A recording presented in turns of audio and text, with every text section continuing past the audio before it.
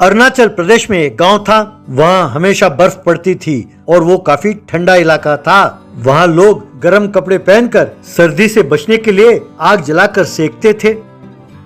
उस गांव में एक व्यक्ति तंदूरी चाय बनाकर बेचता था। वो मिट्टी के चूल्हे में छोटे छोटे कुल्हड़ों में चाय बनाकर बेचता था। क्योंकि वो बहुत स्वादिष्ट होता था, लोग उसके पास आकर चाय पीते थे। उसी गांव में बंसीलाल नाम का एक व्यक्ति रहता था। वो बहुत पैसे वाला था। उसे लोगों से अपनी तारीफ सुनना बहुत पसंद था, इसीलिए उसने तनख्वाह देकर 2 चमचों को अपने पास रखा उसकी तारीफ करने के लिए। उनका काम था सवेरे उठकर इसकी प्रशंसा करना, इसीलिए सब लोग उसे बिल्डअप बंसीलाल कह के बुलाते थे।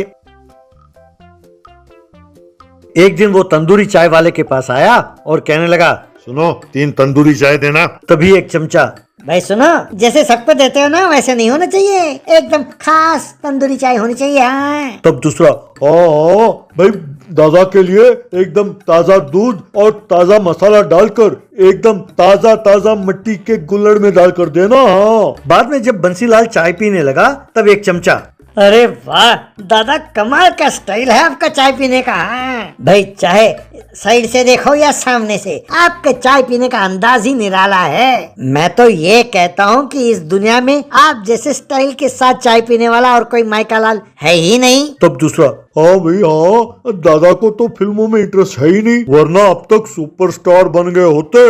अरे भाई मुझे तो आज पता चला है कि चाय भी इतने स्टाइल के साथ पी सकता है कोई। हाँ। बंसीलाल फूलते हुए, अरे यार बस करो, इतनी भी तारीफ ना करो यार, मुझे शर्म आती है। एक दिन बंसीलाल सरपंच के घर गया।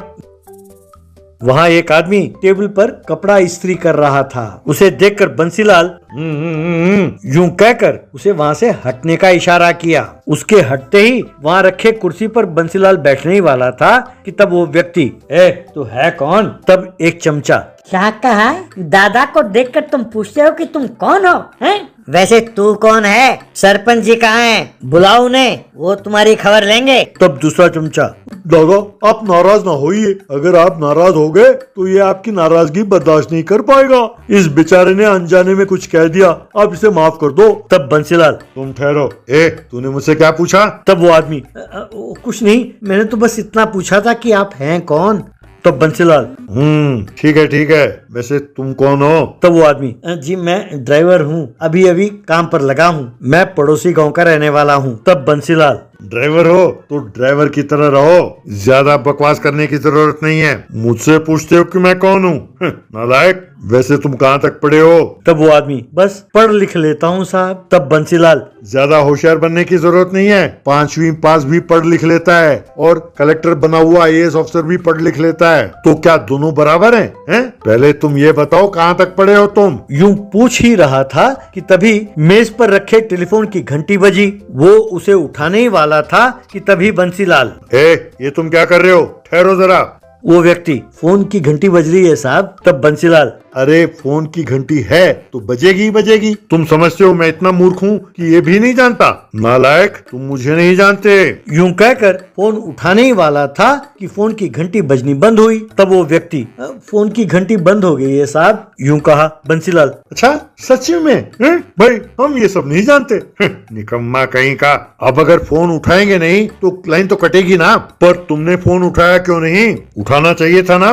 तब वो व्यक्ति, पर साहब आप ही ने कहा था कि फोन ना उठाओ। तब बंसीलाल, भाई बड़ा आदमी हूँ, मूड में कुछ भी कह देता हूँ, तो क्या तुम चुप बैठे रहोगे? नॉनसेंस। यूं कह ही रहा था कि फोन की घंटी फिर से बजी। तब वो आदमी, साहब फोन की घंटी फिर बजी है। बंसीलाल उसे गुस्से में देखते हुए, ये हुई ना बात, ऐसे विनम्रता से बात करना सीखो, पहले जान लो किससे कैसे बात करनी चाहिए। कहकर उस आयरन बॉक्स को अपने हाथ में लिया और कान के पास हेलो कहकर पकड़ा। बस उसका गाल जल गया। तब बंसीलाल, बाप रे मेरा गाल जल गया, मेरा गाल जल गया कहकर वहीं गिरकर बेहोश हो गया।